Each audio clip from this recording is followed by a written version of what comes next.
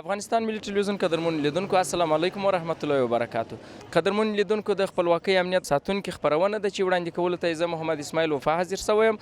دا خبرونه د کابل شهر څلورمې امنیتي حوزې ته ځانګړې کړې ده. په دې خبرونه کې به تاسو وګورئ راسره چې د دې ولایت د څلورمې امنیتي حوزې مسؤلین څومره د امنیتي تدابیر نیولې دي، د دوی سره د دې سیمې اوسیدونکي څومره همغږي دي، دوی څومره وخت کار کوي او د دوی رضایت د خلکو څخه څه دی. له خلکو څخه به هم واورو چې خلک په دې تړاو د دوی د شته امنیت څخه څومره برخمن دي او څومره خوښ دي. تر پایه راسره اوسئ. وطن قرار دی د زړو،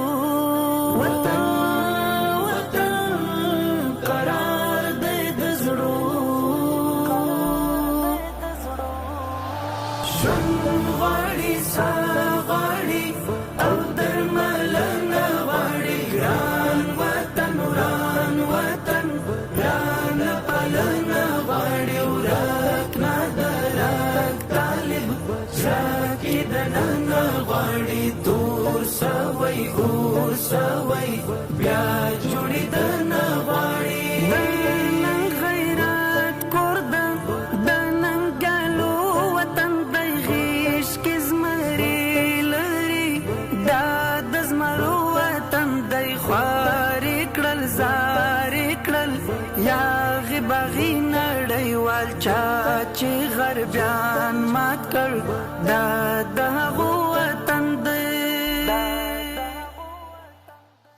مرکز د افغانستان پلازمینه کابل ښار د څلورمې امنیتي حوزې مسؤلین د یادې سیمې اوسیدونکو ته ډاډ ورکوي چې هیوادوالو د لا امنیت لپاره یې هر اړخیز چمتووالی نیولی دی.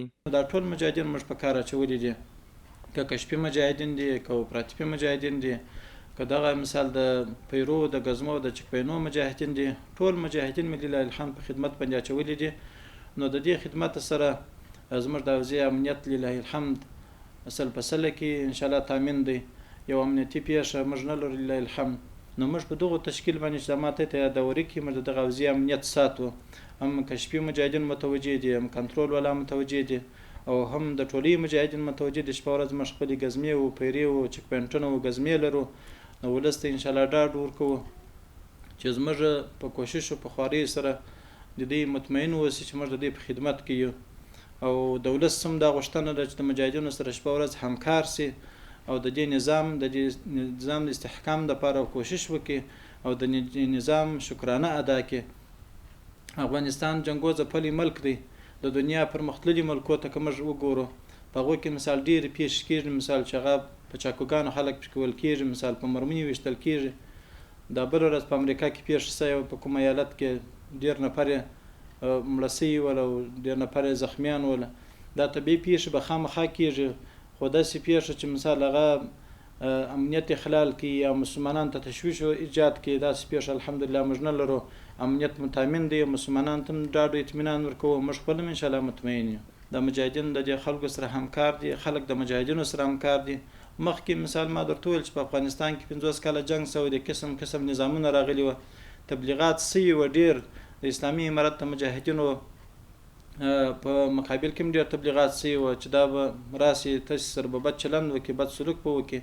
خو لله الحمد اسلامي امارت و ټول نړۍ ته خصوصا د افغانستان غیور ولس ته دا ثابته کړله چې دوی د ولس خواخوږي خلک دي، د ولس د مابین راټوکېدلي خلک دي او د ولس لپاره هغه لاسته راوړنې کړي دي. مثال چې هغه په 50 کاله کې هغه لاسته راوړنې حکومتونه نه درلودلې.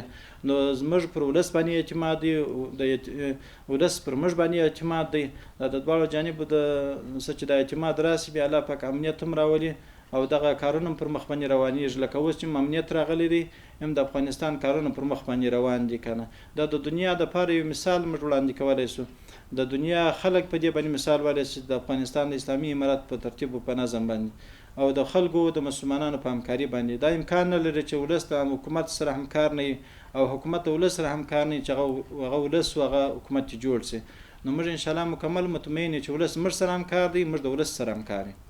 او زموږ مجاهدین چې په دغه نظامي کارو کې مصروف دي، دا ټول الحمدلله په یونیفورم په دریشګانو کې دي چې کوم یونیفورم د رشګانې د اسلامي امارت خوا ورته مشخص شوی دی د وزارت داخلیه د مجاهدینو لپاره هغه په هغو یونیفورم کې زموږ مجاهدین دا د تاسې به ووینئ که زموږ په ځان کارول ولاړ مجاهدین دي که زموږ په چک پوینټو ولاړ مجاهدین دي که زموږ په ګزمو کې مجاهدین دي صرف مثال دغه اپراتیفي او د جنایي ملګرو بغیر چې هغه ته مثال په اصولو په قانون کې یونیفورم نشته نور ټول ملګري زموږ په یونیفورم باندې مجهز او منظم دي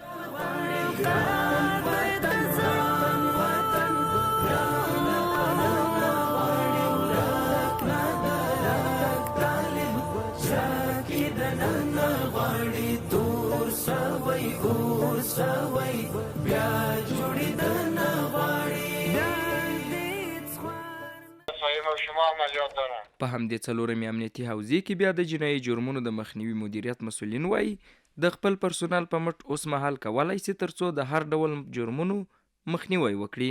الحمدلله په خپله په مدیریت د جنایي کې چې مدیر صاحب د جنایي د موږ تقریبا په حدود د 40 نفره یا 12 نفره موږ کار کوو په جنایي کې. الحمدلله په دغه یوې میاشتې کې چې په دغه راسته د جنایي کې چې امریت د کشف ده، امریت د کنټرول ده او خپله مدیریت د جنایي ده، نو په دغه یوه میاشت کې موږ الحمدلله ډېرې لاسته راوړنې لرو چې حدود دغه یوه میاشت کې موږ یوه ګرفتاري درلودله چې یو دانه قضیه د 12 موټرو وه چې یو کس هم په دې رابطه کې ونیوله چې غلاګانې یې کولې دې ساحه کې، نو هغه په خپل جرم اعتراف وکړ او 12 دانې موټر موږ د هغه په وسیله ونیوله. نو نور کار هم په جریان کې روان ده. یوه قضیه چې تقریبا حدود د همدغه میاشتې کې چې موږ 15 موټره چې یو موټر د موږ د غالب پنتون څخه ساحې څخه بولی وه او د همدغه مجاهدینو لاسته راوړنه او همکاري په د ټولې حوزې وه چې موټر هم د 11مې حوزه کې ونیوه او هغه مجرمین فرار کړی وه. په هغه کې چې د خلکو موټر بولی وه یو تاکاو کې جای په جای کړي وه، بنا پر هغه موږ هغه قضیې نه چې یوه شپه 3 موټر له هغه جای راوسته او 2 موټر هم په همغه قضیه کې یو څو ورځې بعد ونیوله. نو دغه لاسته راوړنې د چې داسې خو څه زه به نه درته ووایم ډېرې لاسته راوړنې وې چې د موږ هغه سارقین چې مسلح د موږ په ساحه کې راغلي وه 2 کسه مسلح کسان وه چې دوی حدودا غلاګانې د موږ ساحه کې کولې، 8مې ساحې حوزه کې غلاګانې کړې وې چې طلا او حدود د څونه مقدار پیسې وې چې د 7 لکو یا 8 لکو طلا یې له هغه ځای غلا کړې وه او د موږ ساحه کې ونیول سول او ریاست تحقیقات ته تسلیم سوله.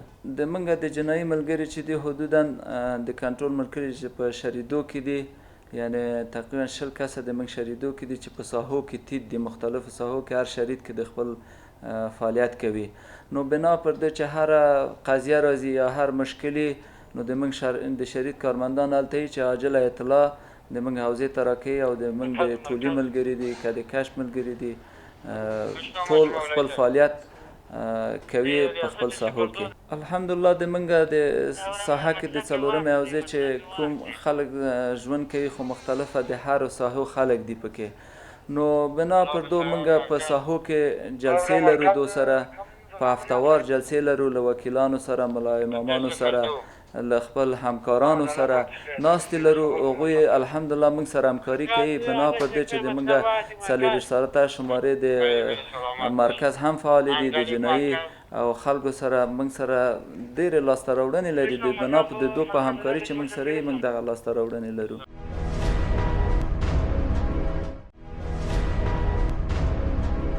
د همدې 4مې امنیتي حوزې یو شمېر ساتونکي وایي د وطني مینې له مخې د هیواد ساتنه کوي. نو دلته الحمدلله ټول مسلمانانو ته موږ ډاډ ورکړی دا چک پوینټ چې دی دا د سلیم کاروان ته چک پوینټ چې دی دا څلور ساعته دی نه قضا کېږي او 3 دانې سیار چک پوینټونه لرو په علاقه کې چې هغه سیار چک پوینټونه دي، یعنې د مخزن تر 10 بجو پورې هغه سیار چک پوینټو باندې اخته دي او بیا خلکو ته مو نمبرونه ویشلي دي چې په کومه علاقه کې یو ستونزه رامنځته سي نو موږ په هغه ګړي باندې پرسونل هغه ځای ته رسوو. نو دې وضعیت خو زموږ مجاهدین چې دي الحمدلله په اخلاق باندې رسېدلي دي. نو هغو ته مو خبره کړې ده چې په ډېر اخلاق باندې په ډېر حوصله باندې د یو مسلمان وګړي سره تلاشي اخلي. نو هغه ډېر خوشحاله دي په دې چک پوینټ باندې د سلیم کاروان په چک پوینټ باندې الحمدلله دونه خوشحاله دي. خو بیان یې دا دی چې یوه خو به یې دا ده چې د میدان هوایي سره روان شي، بل چک پوینټ نشته. نو الحمدلله دغه چک پوینټ ډېرې لاسته راوړنې موږ لرو. دا چک پوینټ چې اوس نه وي نو بیا پر دې ځای باندې موږ نه تبلیغا والا نیولی سو، نه مواد مخدرو مربوط کسان نیولی سو، نه غل نیولی سو. مثال کله پتلا خوا ته غلا وکړي پر دې خوا باندې چې راشي چک پوینټ نه وي نو څوک یې نشي نیولی. نو اوس چې دلته چک پوینټ ورته پروت دی چې هغه دی راشي پر دغه ځای باندې دی راحصار کړي دی ونیسي نو بیا مربوطه جنایي ته وسپاري. د هیوادوالو سره دا غوښتنه ده چې زموږ سره د همکاري وکړي په دغه امنیت په بخش کې چې په کم ځای کې مجرم کس وي موږ ته د فوراً باندې اطلاع راکړي، د ژنګ وي موږ فوراً پرسونال هلته رسوو خپل اجرا کړو. بیا جوړېدنه غواړي دا هېڅ خوار نشي دا ځورېدلی ولس خدایه ودانې کړې دا کړېدلی ولس تل دې آزاد اوسي تل دې په امن اوسي جوړ او ودان دې شي دردو ځپلی ولس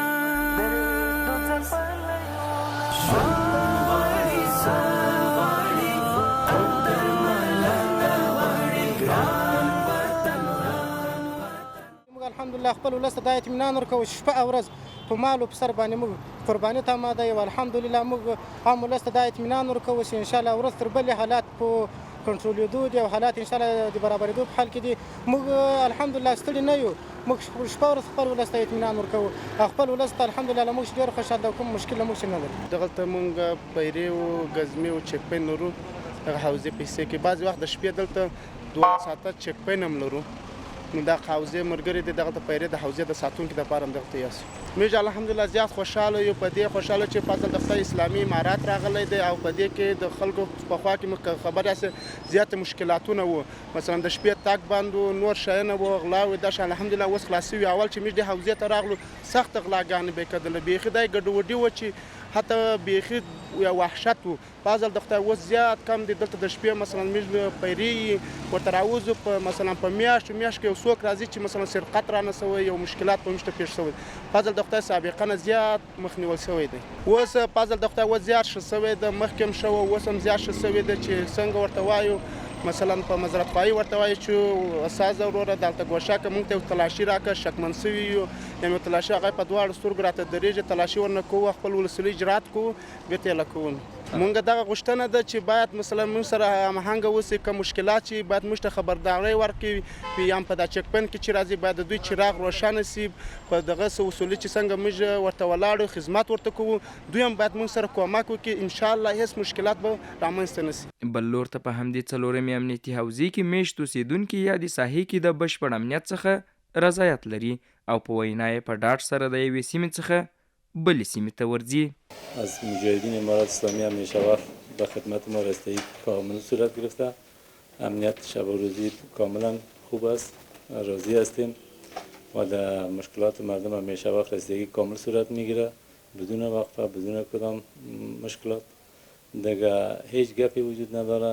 انشاءالله امنیت تامین است و ما خوش هستیم از امارات اسلامی افغانستان که با مشکلات ما همیشه رسیدگی کامل صورت میگیره. کاملا یک برخورد اسلامی واقعا انسانی بوده و همیشه وقت به مشکلات مردم رسیدگی جدی صورت گرفته.